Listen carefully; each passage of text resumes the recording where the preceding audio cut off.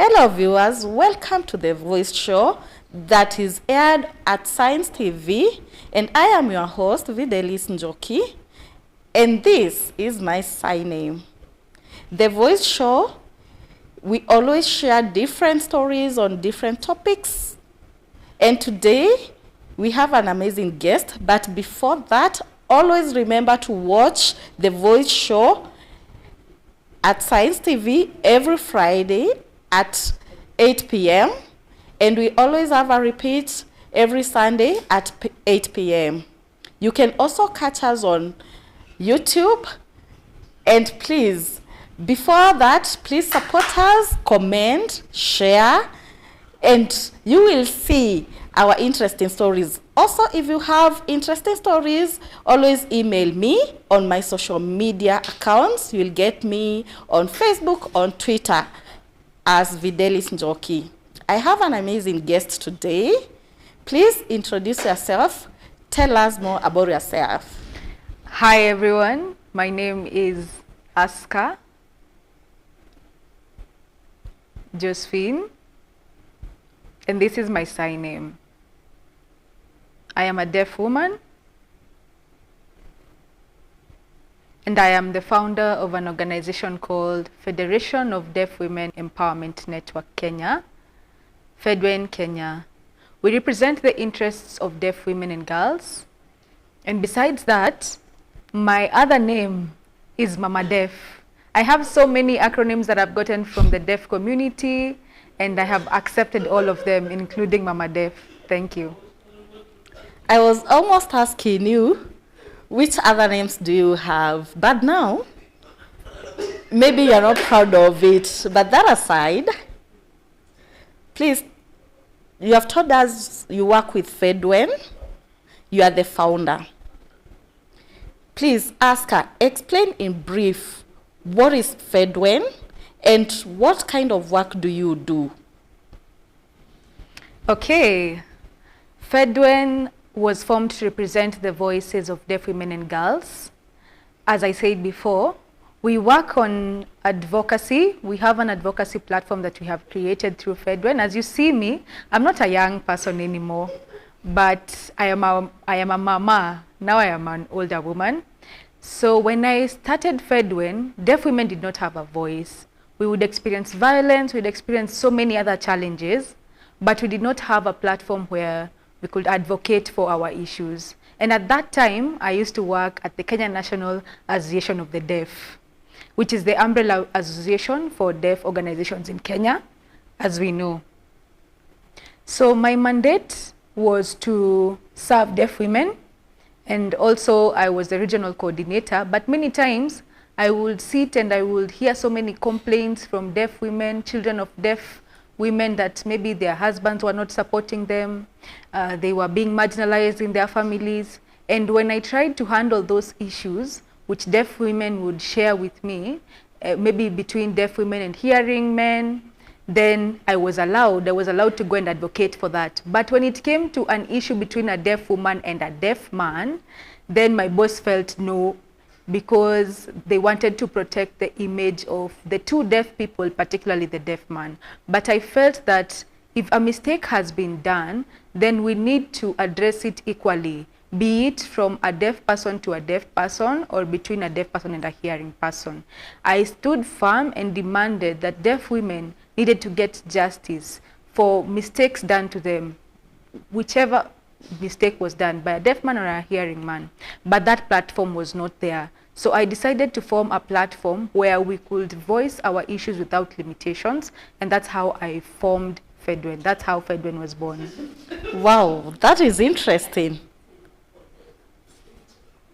I have seen from the interest that was when you started Fem1, you focused on women, especially the deaf to deaf community, that is men and also women. In the field where you saw that women had challenges and you decided at least to start an advocacy for them. So can you tell us,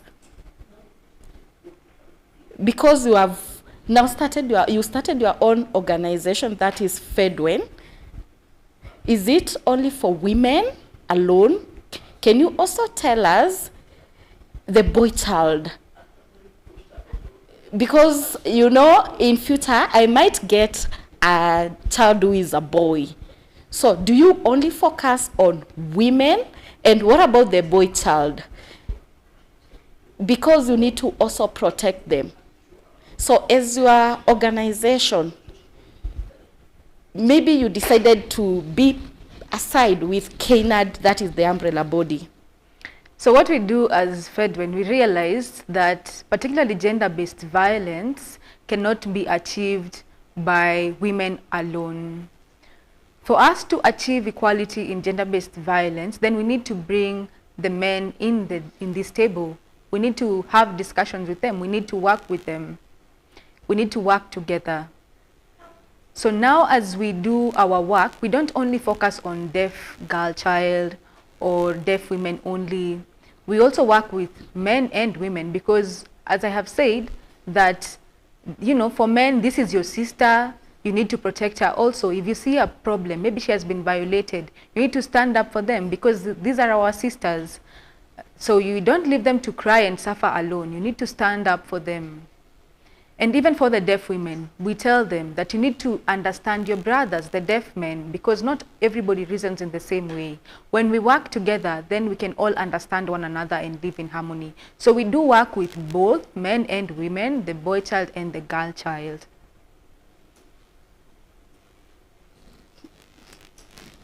You have talked about you focus on both men and women, because the men need to also defend the women and they need to protect them very well. So now that you work together with the men, I want you to tell us, how has your journey been from when you began?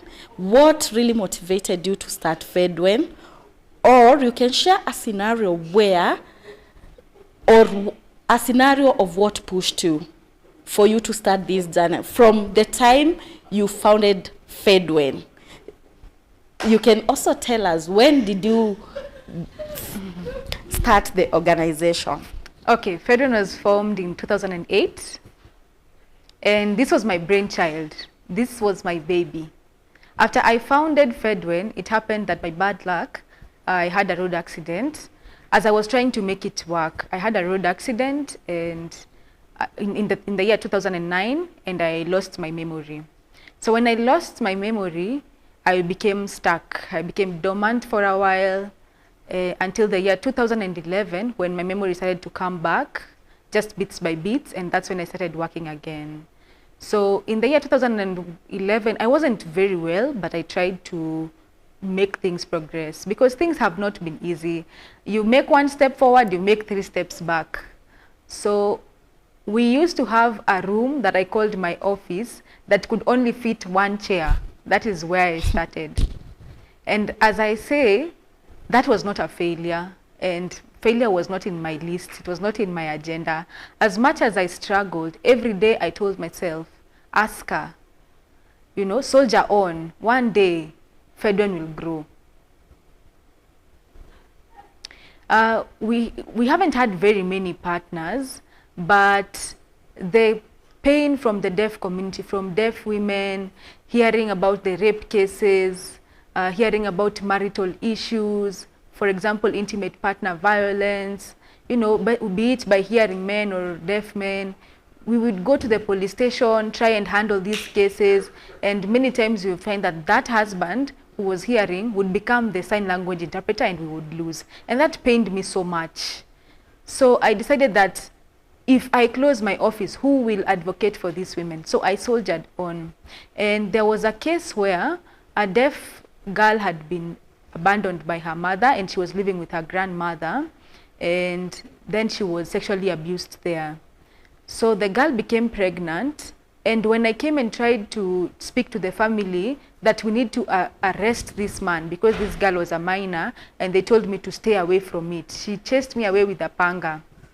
And the tears that I saw on that day made me feel that I needed to soldier on. I needed to advocate for justice, access to justice for deaf women, to empower deaf women so that in their future, they can be able to voice for themselves, they could stand up for themselves. There are not so many people have worked with us in this journey, but we have been supported by Amplify Change. We have gotten support from UDPK, from the Black Feminist Fund, from African Women Development Fund, these from HIVOS as well, just to name a few. These are the partners who have worked with Fedwen this journey. They're not many, but I believed in myself, I believed in my work, and I believed in my service to my community. And I'm grateful to these partners who have enabled me to stand here today. I like the part where you talked about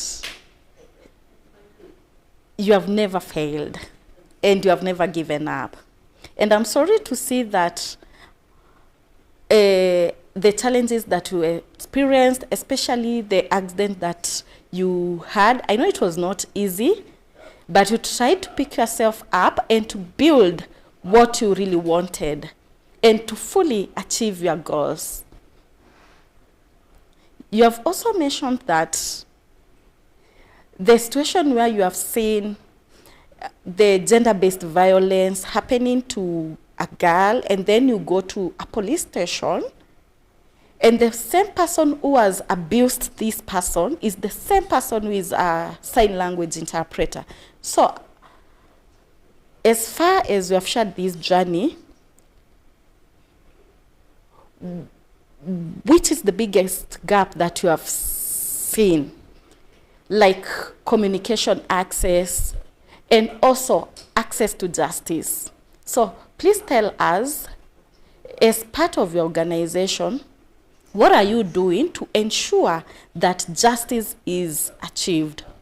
And access to communication is also there, especially for the deaf women who feel vulnerable and they cannot advocate for themselves. Okay, so as Fedwen, we have tried to do several things. One, we have been trying first to build a shelter house, which we have not been able to do so far, but we have a plot of land. But the resources for developing that shelter house have been really a challenge.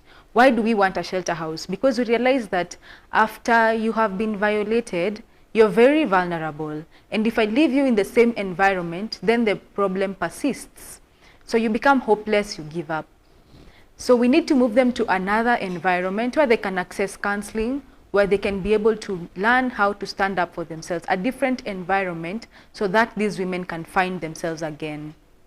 On the issue of accessibility, we work with healthcare facilities, we work with the police station, we create awareness, because we have been trying to look for resources to train them in sign language. I know the National Council of People with Disability has been doing some work, but the National Council cannot achieve everything. We also need to support that effort because we are the shoe wearers and we know where the pain is. So we talked with the Kenya Police College in Nyeri. There's a police college in Kenya, Kiganjo, and we developed with them a program where we can train police so that when they go into school to learn policing, then they can come out knowing sign language.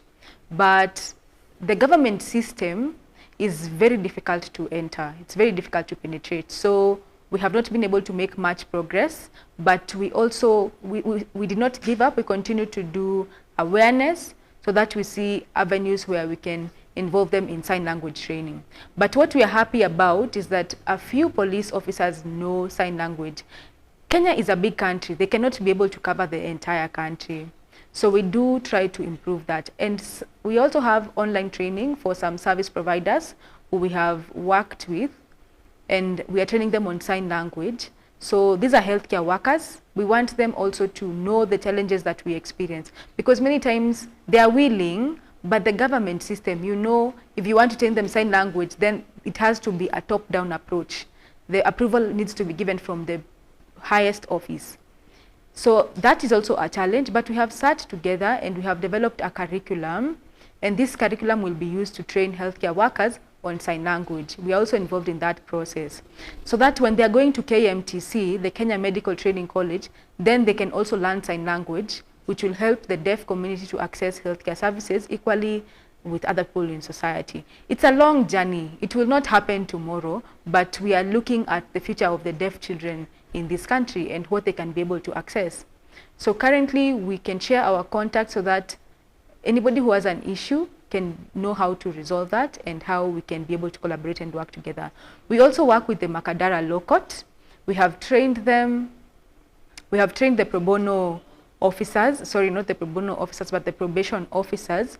And we are in collaboration with them to continue other trainings so that when deaf people are accessing the courtroom, like for example in Makadara courtroom, we already complained about several things there because it's not accessible to us. We even, like many times we are punished for a mistake that is not ours, but because the communication barrier between the sign language interpreter and the deaf person who is accused. So we find that there's wrong voicing, wrong interpretation, and many of us are criminalized because of this.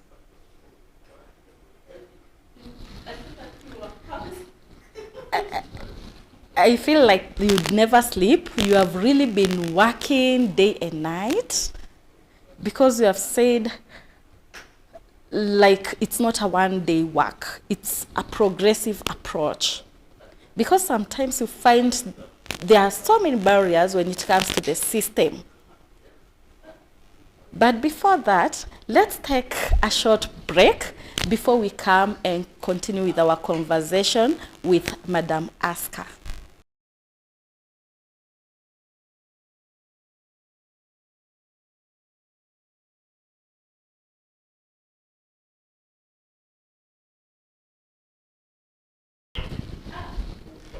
Welcome back, viewers. Let's continue with our conversation with Madam Aska. She said that I need to call her Mama because she's the mother for the deaf community. Before you have shared about the work that you have been doing as Fedwen, that is your organization locally. So can you tell us, do you have any plans to, or do you have something you are planning locally, regionally, and also internationally? Okay, so I'll start with regionally. As I said before, we are an organization which depends on resource mobilization and support from donor organizations.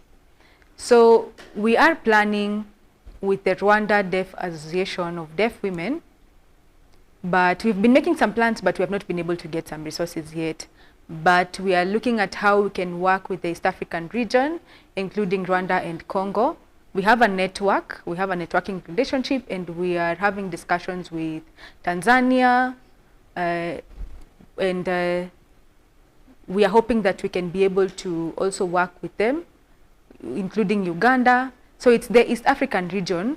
I have to start in the East African region because that's my home before I think about regionally other countries. But also in 2023, I participated in the WFD Congress in Korea at Jeju, and that was the main congress, and I facilitated about my work. I did a presentation on gender-based violence in Kenya, and so many deaf women approached me and told me, tell me more about that, tell me more about that, and I told them our experience. And one woman from India, and her name is Preeti Soni, she will be coming to Kenya soon, and she had a paper that she had presented. She told me, tell me what you do. And I shared my experience, how we experience in Kenya, and she went back to her home in India, and she has done a lot of advocacy. She has been able to achieve a lot because their system is very supportive. So we have very many organizations of deaf women that are working on these issues very well. So she told me that she wanted to do advocacy, and she wanted to know the approach that she can use to lobby government, and I told her how I did my work in Kenya and how we have been able to push for accessibility. And now she's working very well with the government in India to make policies that favor deaf women in terms of access to justice. So we also had a good partnership. We continue conversations, and she will be coming in Kenya soon. And at the same time, when I was at Korea, I saw that at the WFD conference, because you know I'm a village woman, this was my first time going to Korea. And I'm an activist by nature. So my goal was to observe, where are deaf women in this platform? Where are deaf women in this space? And I found the chairman is a man, the vice chairman is a man, everybody is a man. I wanted to look for a woman who I could talk to, but there were no women in those leadership positions. And I asked another person who was sitting close to me, where are the deaf women? Where are we in this space, considering that this is a space for deaf people? And she told me, can you ask if we can get a platform where we can amplify the voices of deaf women? Or if we can have a space where we can talk about our rights and the challenges that we have. And she told me, Kenya has bid to host the mid-AGM for the World Federation of the Deaf, which will be happening in the month of August this year, 2025. She asked me, Aska, can you talk about hosting a pre-conference for deaf women so that when the members of the WFD are coming for the main conference, then we can also discuss issues of deaf women. So, you know, I accepted. I was like, yes, yes. I thought it was easy, but I found that it was a very challenging task. But I'm happy that when you are challenged, you know, you wake up, your brain becomes active. So we did a lot of advocacy and we were able to achieve that. So we are expecting 120 guests for the World Federation of the Deaf pre-conference that is going to be discussing issues of deaf women rights.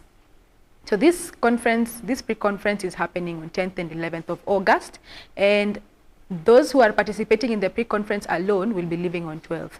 So we have our opening guest, who is the Swedish ambassador, and we also expect the government of Kenya to participate in the closing ceremony of the pre-conference. So that is what we are trying to do, both locally, regionally, and internationally. That is the work that we have been doing. And I hope after that, we can come up with ways forward that will include regional, for example, Africa. How can we amplify the voices of deaf women in Africa? Of course, then we can work together with the World Federation of the Deaf so that when we are amplifying our voices as deaf communities, then we can have a weightier voice talking about our issues.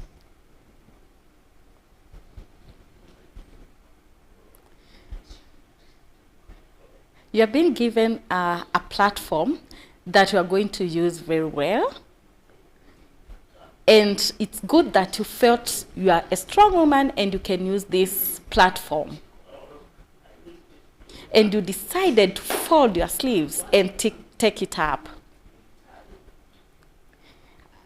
I've seen you did not start on the higher side, but you started locally, you moved to regional, and now we can see now you are working internationally.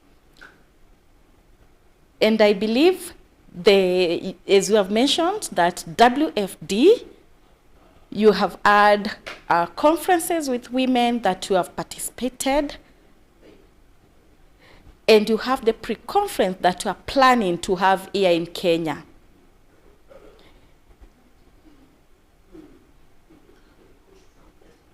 You did not tell us about the venue where it is going to happen.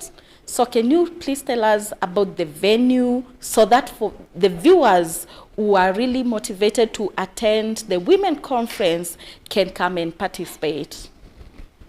So the pre-conference is happening at KISE, the Kenya Institute of Special Education, that is in Kasarani on Isipe Road. And the dates are 10th and 11th of August, 2025. 9th will be the day which the delegates will be arriving internationally. The international delegates will be coming on 9th. So one of my friends, I'm sorry, I made a bit of a mistake.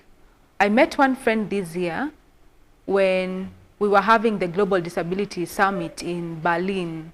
She told me, you are doing an international conference, but the capacity of the people in your region in Africa is very low.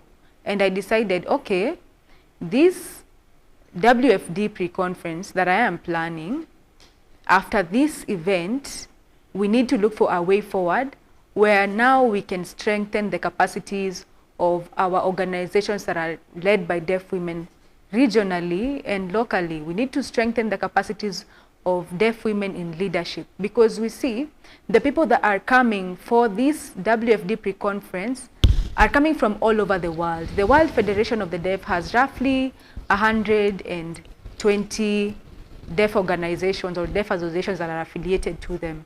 And the delegates that we are going to be having in the pre-conference are mostly from abroad. It's hard and it's actually sad that most of the people that are registering to attend the WFD pre-conference are men. Like we will find we have 6 delegates who have registered to attend and only 1 man among these 6 delegates if it's from a region, for example, a country. So many men are coming to represent women in a conference that talks about issues of women. So I asked them, why is this the case? And they're saying, you know, the women are afraid to take up leadership within the association. In Europe, if you look at European countries, the representation is good.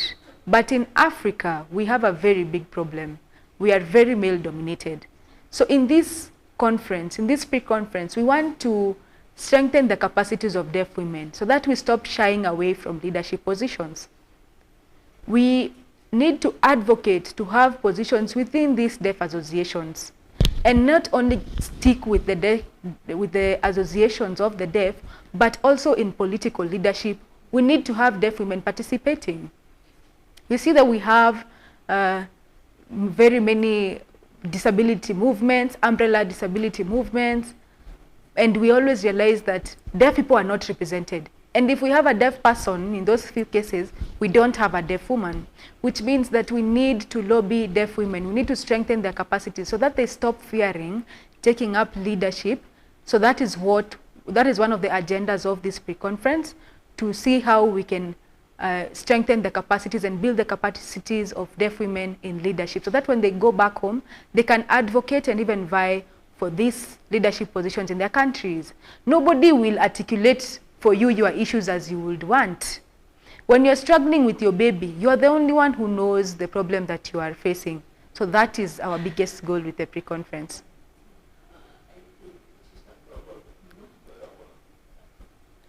I believe this is not only global, but also we as Africans, we have a challenge. We are always singing about equality, equality, but practically on the ground, these things are not being implemented. So now I want to ask, do you think we have policies because that protect women? Because most of the time you find we as women, we are always left behind. And also, women with disabilities are always left behind. And the challenges that they do face, being women and being women with disability, it's like a double discrimination. So do we have policies, or what do you think we can work on so that in future we do not experience the same challenges, so that women can grab these opportunities, especially the leadership positions? Yes, I agree that we have a problem. The Constitution of Kenya is very clear on representation of women in leadership. But at the same time, generally as women, you will find that in that representation there is no women with disability. So the Constitution has given a provision for people with disability, you know, nominations for people with disability, and most of them are from sympathy. I want a place where we can stand and vie for a seat and win that seat. So we are tied to a corner of nomination for the seats of people with disability. But the other women, those positions that have been given for women representation, they feel, able-bodied women feel it is their position, not a position where a woman with disability can vie. They want us to stay in that corner of people with disability. They feel like, you know, I am the best leader. You, a person who is deaf and using sign language, how can you represent me? And yet you cannot talk. So these are the myths and misconceptions that the general public believe, that for you to be a leader, you must use your mouth to talk, that me as a person who uses sign language, I cannot give a point that is valid, that I cannot articulate your issues properly. So we are moved to that corner of focusing on issues of people with disability. And within that seat of people with disability, then the groups of people with disability don't want to be led by a deaf person. They feel, no, deaf people have low self-esteem, that how can a deaf person do this and do that? They will tell you, oh, you go and do this and do that. So we are the most marginalized in these groups that we are becoming even frustrated. You'll find that deaf people will vote for a person with another disability and not vote for a person who is deaf like them, which increases our marginalization. We need to add onto the opportunities that we have. We need to build our self-esteem. We need to strengthen our capacities. And if we don't do this, we will never be in the top leadership. We will always be supporting other people. Because even within the disability circles, we have policies that were developed by including deaf people. But as the deaf community, we have not advocated for other deaf women to understand, other women, to understand, for example, that I am a woman like you. The only thing that I do is maybe I use a crutch, or I use a wheelchair, or I use sign language to communicate. We can represent you in parliament also. We can represent you in all those other issues affecting women, because I am also a woman. Because I will represent you as a woman, not as a deaf person, not as this or that. So we need to make people aware, to listen and understand that as women with disability, we are not just tied to sympathetic things. The things we can get are only from sympathy. Because if we continue to tie ourselves in this corner, we will never achieve our dream. We will never move forward. Because when it comes to selection, we have a hidden disability as a deaf community. Our disability is not seen many times. If I stand here with a person who is physically challenged, then people who want to give maybe bread, they will give the person who has a physical challenge bread first, and they will say, Aska, you can look for bread for yourself. If I stand with the person who is blind and is using a white cane, they will feel, oh, so sorry, this person is blind. Give this blind person a bread. Aska, you can wait. If I stand here with somebody who has intellectual disabilities, they will give that person with intellectual disability first, because my disability is not visible, it cannot be seen. And the deaf community will always be last to be considered because of this issue. You need to be seen to be heard. And until we can be seen and we can be heard, then we will not move forward. We need to go beyond what we can do to achieve that, so that we strengthen our voices and we come out of this low self-esteem issue and speak up for ourselves. And that requires unity. That requires us to amplify our voices by supporting one another. Then we can achieve this dream of being in leadership. I can even become the first president in Kenya. I believe I can be. Yeah, congratulations for that. Yes. I'll be waiting for that day to happen. And I hope I'll be sharing the same table with you. Yes, President Aska. I love where you said that truly people always give excuses and they pity us. And for us, we need to go and act and not sit just at the corner. We need to fold our sleeves and not just relax and expect opportunities to be given to us or to be available to us. We need to go for it. And we need to make this life equal for everyone. You have really shared about WFD conference, the World Federation for the Deaf Conference, and the way you have partnered with them as Fedwen. I know we have so many viewers who are really aspiring and interested to participate in this conference, especially the deaf women who really work tirelessly without being recognized or without looking for any pity. And as you have walked this journey, I know it has not been easy. So I want you to tell the viewers who feel like they are giving up, like they are not doing enough, especially women with disability, who feel pity for themselves, or they feel they have low self-esteem, and they don't want even to act. Please, what advice can you give them, or what can they do so that they may feel like they need to get out of the comfort zone? You also mentioned about WFD. Is it generally focusing on only the deaf people, or is it general for any person who is interested to participate in it?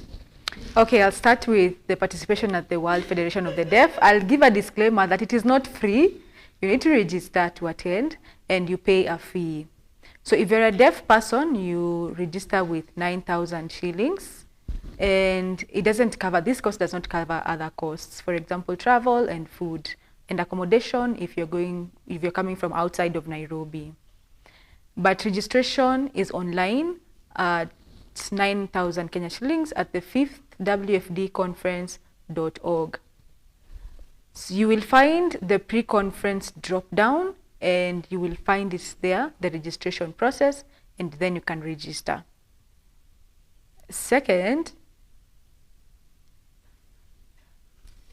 when you register to participate, you don't have to be deaf. It's not a conference that is limited to deaf people only. You can register even if you're not deaf, but for those who are not deaf, you register to participate with 15,000 shillings. So this conference will mostly be run in sign language, but we'll have sign language interpreters who can help you to participate. Second, my comment about women with disability who feel like, they have low self-esteem. I have fought with so many people. God is not hearing me. These people are not hearing me. First, my comment is that God hears you. It will not happen in one day, but nothing comes easy. You have to struggle for you to achieve what it is you want. If you feel like you're low, stand in a mirror and look at yourself and say, I am not giving up. I am a fighter. I must continue until I achieve my dream. Speak to yourself. That is what I do. I speak to myself so many times. If I make a mistake, I stand in a mirror and I tell myself, ask her, what have you done? Do you think it's right? And then I will answer myself and say no. And if the person I wrong is not there, I will just say a simple apology and say, I'm sorry I did this and that. And I tell myself, Aska, you have never given up. Why would you give up now? And that is what motivates me to continue with my advocacy. It helps me to push myself and move on. We have some people who will try to pull you down because people have very many different things to say. So you need to be your own decision maker. You need to have your own voice and tell yourself what is best for you. Never put failure on your list. That failure is among the things you want to do. No. Make success your dream. Every day, dream of success. And I believe you will achieve it.